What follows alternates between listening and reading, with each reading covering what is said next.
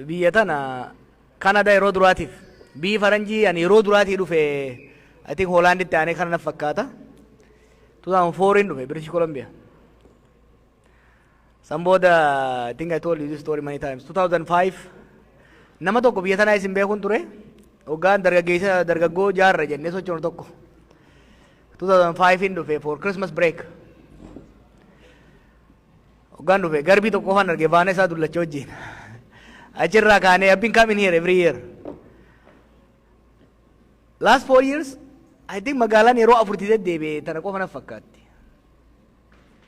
2018 osoon biyyatti hin deebiin asin ture kompiitaraan na yaadachiise hoggaa waa sarchii godhu 2018 yeroo mirqaanni jijjiiramaa ture sani as dhufeetiin ture if you remember I was very skeptical namni hedduunis mirqaana keenya irra bishaan qabbanaa'e na itti naan jechuu ture skeptical and I decided in this town to go back as well preconditionii keenya ture san irratti hundooyineetti murteessinee deemne then I think 2018 keessa biyya galee immoo biyya irraa hin dhufe sababa dhufeef illee hin beeku wal geenyee marii goone marii san irratti I came again with a very depressed mood as Toronto hoggaan dhufu yeroo baay'ee namoonni illee serious waan ta'aniif waan serious dubbadha 2018 yeroo mirqaanni jiru sun maybe December akkasna fakkaata biyyi rakkootti deemaa jirti civil war'itti deemaa jirra ce'umsi kun gufateera hadiidarraa bayaa jira qabbaneessa hanimuun kun yaadummu real business aseennu jee dubbachuu kiyyanii yaadadha 2019 immoo hoggaa ibiddi ON dhufe 19 or early 20s I think December akka waan akkasii ammallee na fakkaata yeroo san immoo yeroo jaraanis wal jeeyinee duulli guddaan narra godhame tokkoon dhufe guuza hedduu ture gaafasis akkam biyyatti deemu sinitti men deeme arrammoo dhufne warri as jirtan yeroo hedduu akkan jedhutti Oslo fi Torontoon hawaasa buleessa jira warra qabsoo Jabuuti Hargeysa Mogadisho Nairobi Xaaliyaan Saawudii hunda keessa dabree jira kanaaf waan serious ta'e waliin haasa'uun barbaachisaadha haala qabatamaa biyya saniitis haala gara fuulduraattis yeroo fudhee isin hojii haasa'uun nuuf hin deema qabxiilee hangammaa baatii lamaan dabreef marii bal'aa goone hawaasa addunyaa hawaasa keenya bakka adda addaa jiru wajjin gaafileen adda addaas ka'aa ture hamban barbaade olitti immoo namni keenya wal jidduutti waa'ee ormaa osoo hin ta'in waa'ee ofii waan kallattii ofii karaa itti deemuu qabnu bal'inaan mareetaa jira Toronto irraa kaasuudhaan Kaanaadaatti sanboodas biyya deebinee marii kana we were going to deepen it gadi bal'ifnaa deemnaa jechuu kanaaf barsiisaa ta'uun dharraa duraani nu barsiiftellee jeenaa hamma tokko tokko waan hin hangammaa haasa'u little bit graphic bifa ta'een mariidhaafis manattis galtanii asittis mariidhaaf bifa ta'uun xiqqoo theoretical waan ta'e empirical waan ta'e xiqqoo tuttuquu yaala dhiifama naa godhaa barruu kana barreessaatiin jira wanni isaa hedduun afaan ingiliziitiin qophaa'e connecti naa gooteerta okay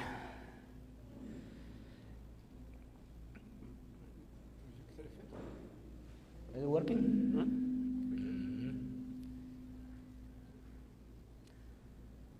dide thanks your quote honorable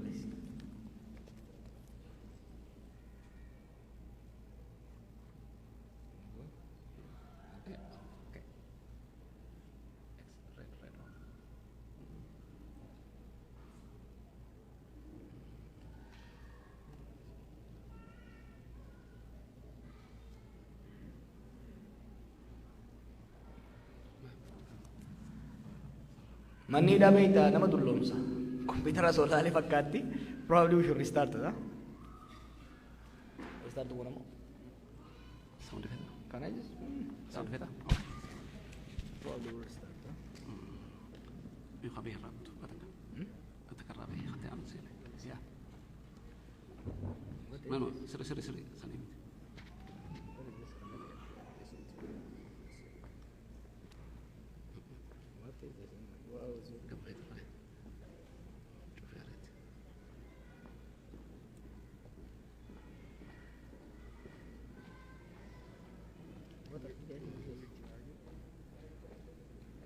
Yes. No, it's too many. Yeah. Yeah. Better. Okay. Yeah. That's it.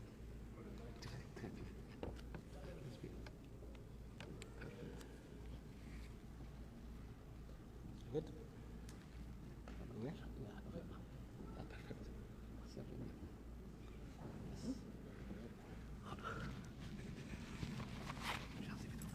Perfect. Ammoo ayyaami.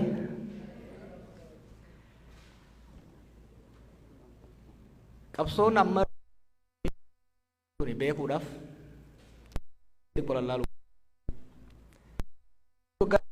jaatamarraa irraa kaanee fi bakki amma irra jirru dachiif samiidha. Haalli hawaasni keenya keessa biitii sun keessa jirtus addunyaanis keessa jirtu ka keessa irraa eegaluun barbaada. Akka ilaalcha kiyyatti qabsoon Oromootuun gaafa eegalte jaatamoota irraa kaasee hanga ammaatti gulantaalee takkaa'u sadarkaalee sadi keessa dabarte. Akkuma sabboonummaa biraa yookiin immoo nationalist project kamiitu hawaasa tokko ka gabrummaan cunqursaan adda diige deebiftee roorroo irra aansuudha. Sirna siyaasaan hojii dabooti, hojii walooti, hojii guuzaati. Ummanni tokko waan walootiif walii akka bayoo ka barbaadan taate waloo isaa deebisanii eenyummaa waloo isaa ijaaruun barbaachisaadha. Kanaaf gulantaan abboonni keenya dura godhan jaatamoota irraa kaasee sochiin afran qalloo, caatu lamaa saataatu, sochiin baalee, raadiyoo Moqdishoo kuni sochii revival jennuun takkaahuu hawaasa mataa isaa dammaqsuuti. Kana keessa dabarre. Lammaffaa irratti uummata dammaqsitee immoo jaaruu qabda. Organize godhuu qabda. Mataa isaatii fi jaarmaa caasaa itti godhuudha. Mallattoo waloodha kennuufii qabda. Reconstruction phase kan jennuun jechuudha. Reconstruction phase hogga jennu fakkeenyaaf odaan amma namu bakka hundatti agarru kuni it wasn't there before 1960s. It was part of the nationalist project. Odaan hin jiru jechuun odaan ni jira. Garuu akka mallattoo Oromoo bahaa dhiyaatetti hin turre. The second phase is the reconstruction phase. Yeroo kanatti maal wanni goone mallattoo waloodhaa aastoo waloo qopheessuu qubee qoruu maaliifi nationalism without language cannot resurrected. It cannot be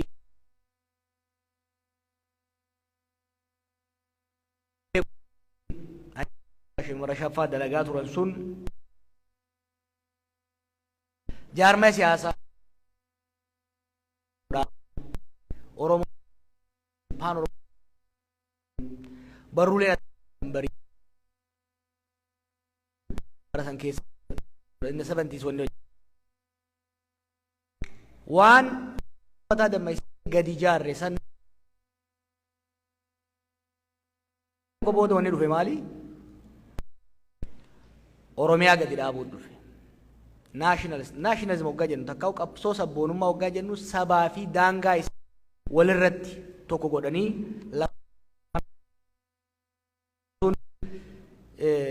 waa sadii wanni gurguddaan Oromoodhaaf ta'e. Oromoon hojii jechuudha. Tokkoffaani afaan barnootaa afaan gochuudha. Afaan hojii gochuudha. This is crucial. Why? Sabboonummaan keessattuu carraa guddaa qaba sabni kun. Maas literaasii fi maazar tang literaasiin yeroo tokko dhufe. Afaan ifiitiin barachuu fi bal'inaan barachuun.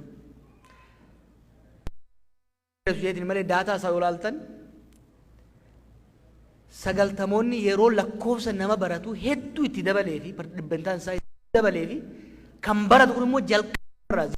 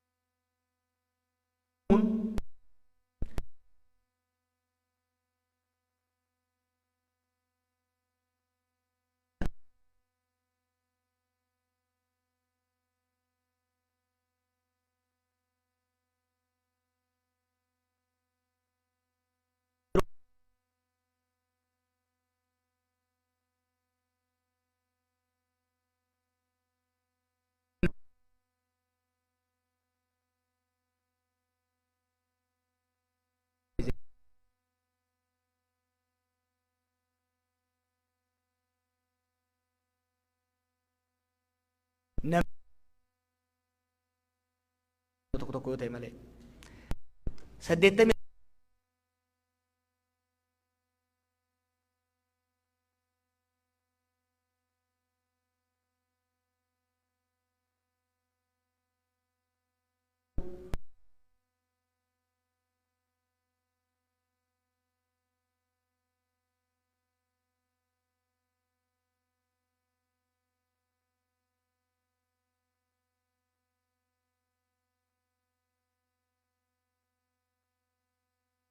elite isatti marju godhu yeroo duraati bureaucratic elite ta'e dur kan baadiyyaa jiru son ta'in magaalomaa dhufuu isaa wanne jechuudha. Qabsoon dhufuu kan maal ta'uu qaba? Tokko dhaloota kuma irratti hundaa'uu qaba inni. Magaalota jiddu galeessa godhatuu qaba. Sadi bureaucratic elite mobilize godhuu danda'uu qaba. Dandeetii now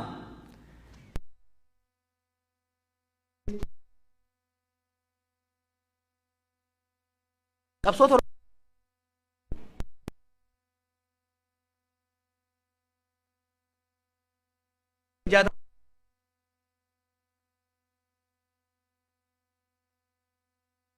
moota ammoo actualization yookiin implementation whatever word you choose yoo jenneen it's a new phase. What our friend Debre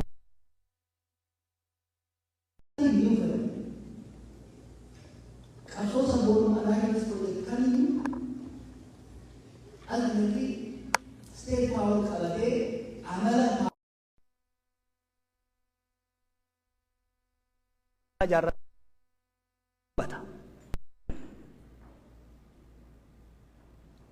after 50 years of struggle waggaa 50 erga deemne booda saba dammaqsine saba jaarre kan jaarame san lafa qabsiifne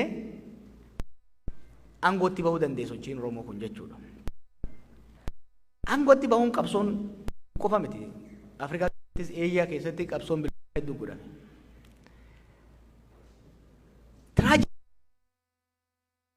Waan qabsoo aangoo qabatte booda rakkoo keessa seenti. Ascendance to power, consolidation of power, and legitimization of power. San ni jabeeffatta kursii irra teessan ni jabeeffatta kursii jabeeffatte san halaal godhatta legitimize godhatta waanin sodaachuu tokkotu Oromoo qunname qabsoo ajaa'ibaa amma fakkeenya Gaanaa yoo fudhattan with exception of very few countries very few nationalist struggles hedduun isaanii sirna alagaa ofirraa buusanit waa lama mudatan yookiin sirna abbaa irreetitti bahe yookiin wal waraansa keessa seenan or combination of both. Oromoonis kan avoid gochuu hin dandeenye san keessa seennee jechuudha. We couldn't consolidate power and we couldn't legitimize power. Itti deebi'a. Kana eegan jee booda santitiin deebi'a. Qabsoon Oromoo waggoota 50 dabre kana dhawaata afuriin dabartee revival, reconstruction, state formation or actualization, power ascendancy inje. Something strange happened more at the same time. At least qabsoon tuni mootummoota afur regimes namoota taayitarra jiran osoo hin ta'in regimes afur keessa dabartee jirti. Sillaasee eegalte darbuu keessa dabartee EPRDF keessa dabartee amma immoo sirna PP keessa jirti.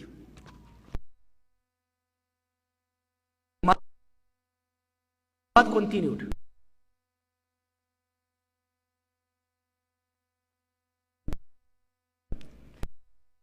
Imperial ka jennuun sirna Haile Sillaasee yoo fudhanne Minilik irraa kaasee tarsiimoon ruulii yookiin immoo warra aangoo irra jiru maali? Keessattuu Oromiyaa irratti warri aangoo irra jiru resource extraction irratti focus kan godhani.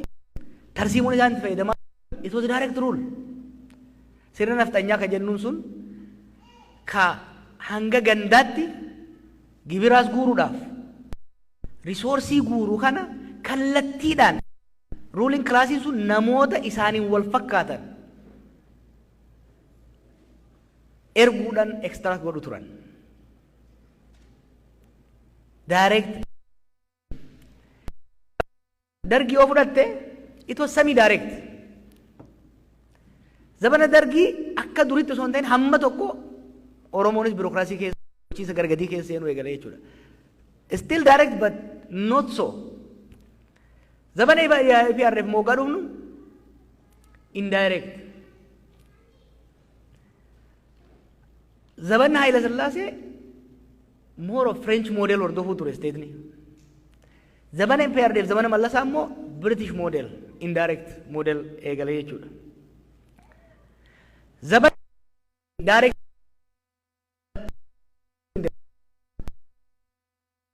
Zabana Haile Sillaasee it was direct rule by others. Zabana PP is a direct rule by you. I will come back to it. Mootummaa Oromoo ka'u waa kenna ofirraa sosoban afranu akkamiin sosoban. Imperial mootummaan nugusaa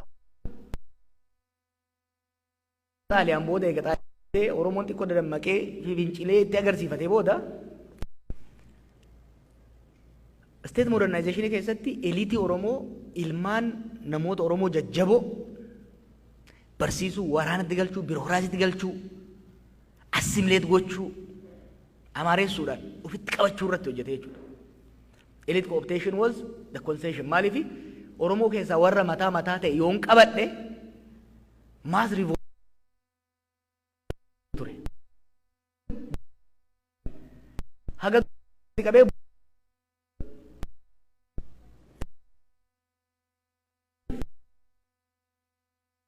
sir guututti assimileet gochuu hin dandeenye warri immoo sirna sana irratti booda fincilee rakkoo itti uumellee warruma dura assimileet Oromoo daawwan godhe takka Oromoo ittiin sosso gaajoo keessa gaafii Oromoof kibba laallattu. Kanaaf darbuun lafa deebise. Gaafii guutuu sabaan deebifne garuu hamma tokko uummata ofirraa gadi gab gochuu danda'e jechuudha. Maal godhe? Nominal concession, no real concession. Elite cooptation illee nominaalidha. Figurative, fafakkeessaa jechuu kiyya. Maal godhe? Oromiyaa akka uumamtu hayyamuudhaan nominally governansii kenne. Dhimma fi konseedi godhe xiqqoo ofirraa gadi qabe. PP noo maal godhu jirti?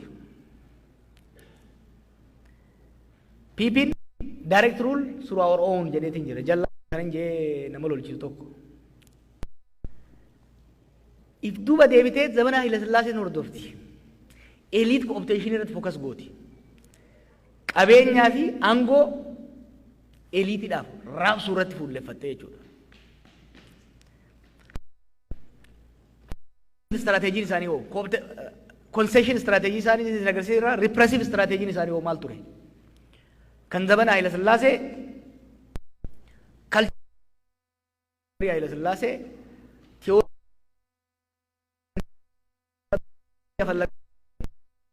yaada ijoorraa waan deemaa turaniif there was significant cultural and linguistic marginalization and attempt forced assimilation ture. Extended economic exploitation ture jechuudha yeroo Haile Sillaasee. Yeroo Dargii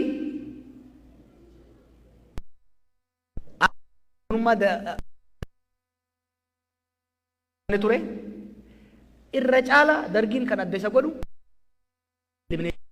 Oromoo handal gochuudhaaf. Haile Sillaaseen hoogganaa jennu isaa osoo hin ta'in biizinasa opti godhuu sossobuu irratti hojjetaa ture. Darguun immoo dhabamsiisuu irratti hojjete. Dabana EPRDF garee tokkoon massive political domination irratti hojjete. Lammaffaa economic exploitation itti deeme. Immoo guutumatti Oromoo irratti mass repression in deeme jechuudha. Jijjiirama kana agartanii miti.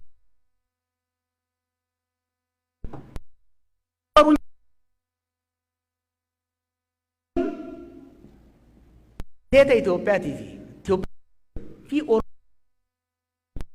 it remained constant. The only thing that remained constant over a period of 60 years, the relationship remained securitized.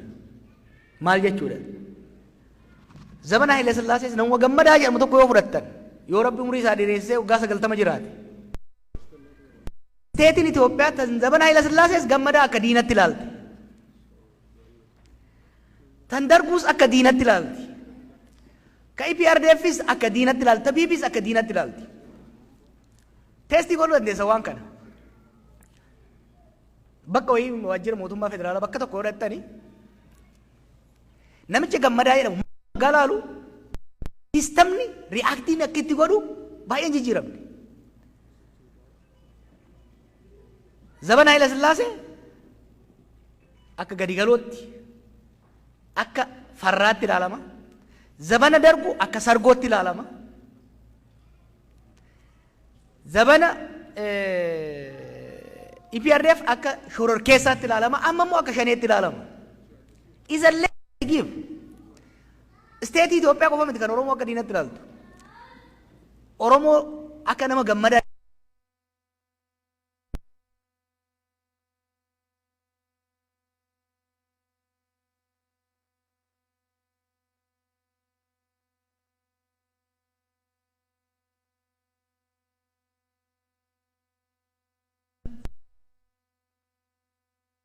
the relationship between Ethiopian state and Oromo remains securitized. Very peculiar.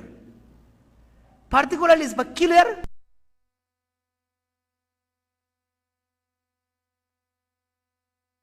and about Hariron Oromo state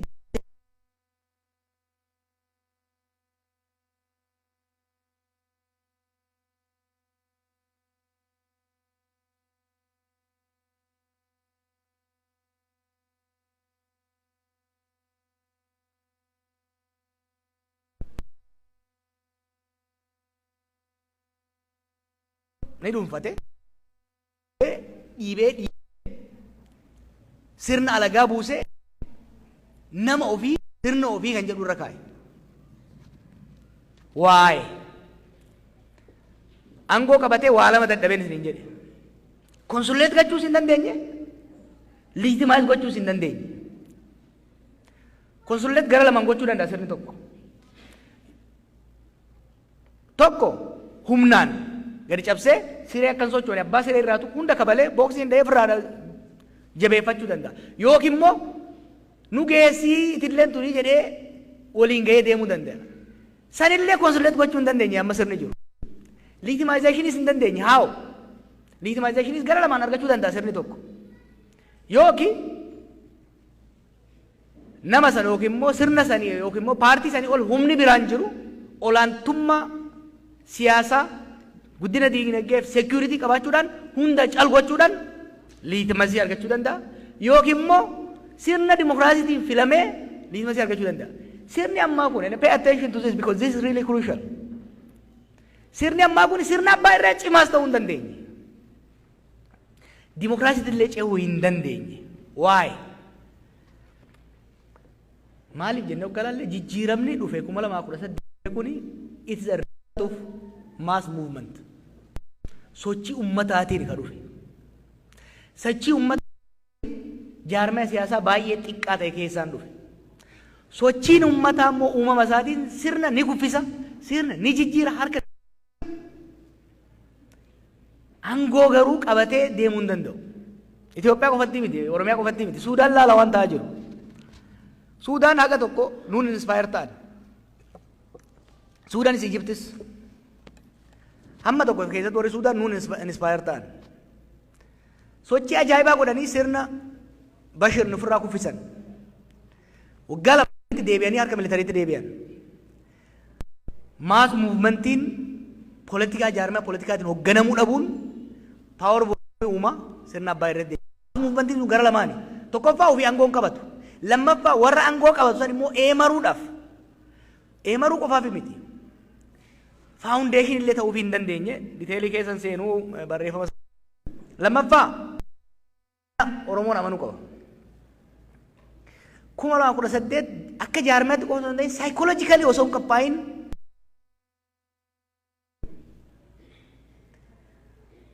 nu warra mormituu keessa ture dhiisati ijoolleen amma aangoo harka qabaniiru aangoon erga harka seenee aangoon harka isaanii seenuu amanne. Oromoon akkaataan itti kondiishin ta'ee gammaa deeme sirnaan loluu sirna irratti qabsaa'uu qofa waan sirna taligee ofii furachuu. Exercising power has been new to us and continue to be new to us. Amma learn gola baracha deemaa jirra jechuudha.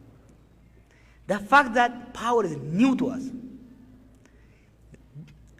Bulfamu malee walchines kabiraas bulchine waan hin beeyneef daddaaqiinsi lakkoon consolidation fi legitimization jechuudha.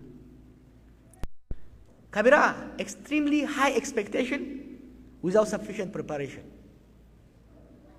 Mirqaana 2018 ture galaaltan probably nullee can be blamed. We gammachuu fedhii waggaa 50 booda bakka tokko geenya ka jiru nus even sabni biraallee mirqaana guddaa keessa ture. Organizationally, strategically, nuti qabnu garuu baay'ee xiqqaa ture.